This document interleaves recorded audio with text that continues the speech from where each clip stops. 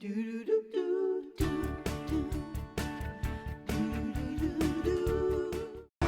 animal sneakers are the cool way to get your kids to put on their shoes and keep them on and also have fun doing it. And Tanya is going to show us how we can make these really cute little animal shoes today. Yes, it's a good way to actually have them put on their own shoes. Their own shoes, so you don't have to, We're working on that with Ava.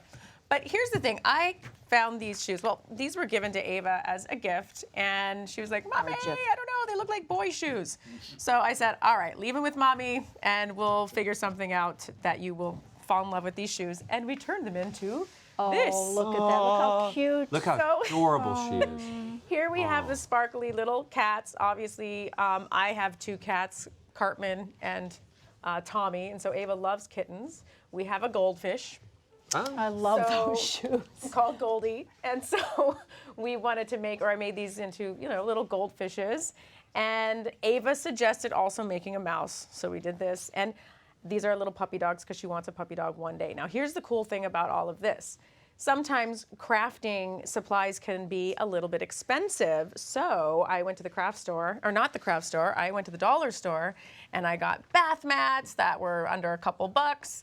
I got an old face cloth and things like that. So really think outside the box where you can use less expensive things or things that you have around the house. Just so don't throw away your bath mats because you can turn them into. And don't have kids cut up your carpet. Yeah, make sure they don't cut up the carpet. Go to the dollar store to it. Interesting. I love looking at something normal, everyday life, and then just looking on its edge and go, oh, I never thought of it that way. It Right. looks fuzzy like a little fur fuzzy creature. stuff. It does, and it's a lot less expensive than buying the faux fur at a craft store. So. All right, so how do we get started on this, Tanya? Well, I started a little bit earlier today. So there's my bath mat and my plain little shoes and my tape, scissors, and all the other things that you need. So the first thing you want to do is get your painter's tape and tape off the front half of the shoe, and you'll see why in just 1 minute.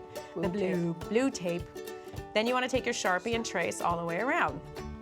Then you take that off, and you have a little template. You have your template Right. to cut out the perfect shape that you need to cover the shoe just perfectly. And you cut it out. And bath mats, who knew? You can cut them with a pair of scissors. Really easy. Well, the cheap ones anyways.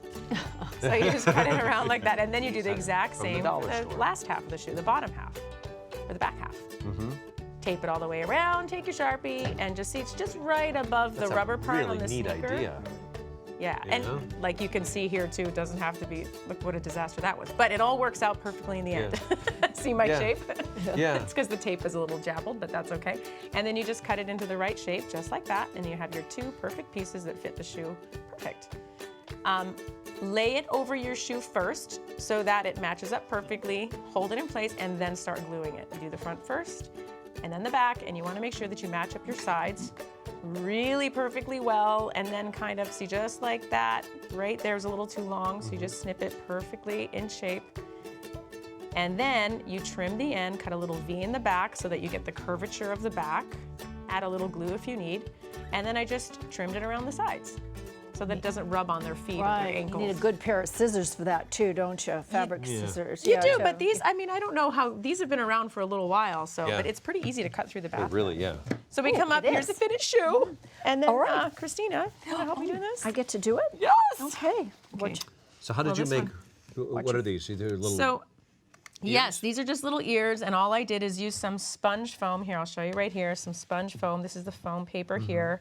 I glued on some faux fur here, and then I just put a little bow. Now, you can have the bow or not have the bow. It's really up to you how you want to do the final, the final accessories. So excited. That's what it's supposed to do. Oh, the googly eyes. I love googly eyes. The You guys googly know eyes. I love googly eyes.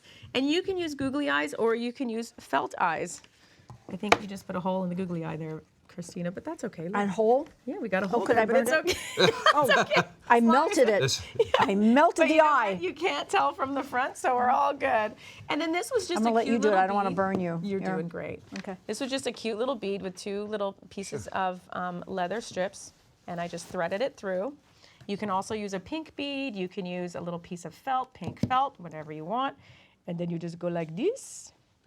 And you got some So whiskers. cute. And then, what are these called, this part of the cat? The little the smiley. cat's- It's The the, little- smiley. the little thing. The little mouth. You can either put a mustache, but we won't. I think that's called the cat's meow. The cat's Well, that's what we're going to call it today then. And the shoes Jesse, are don't laugh at those. How cute is that?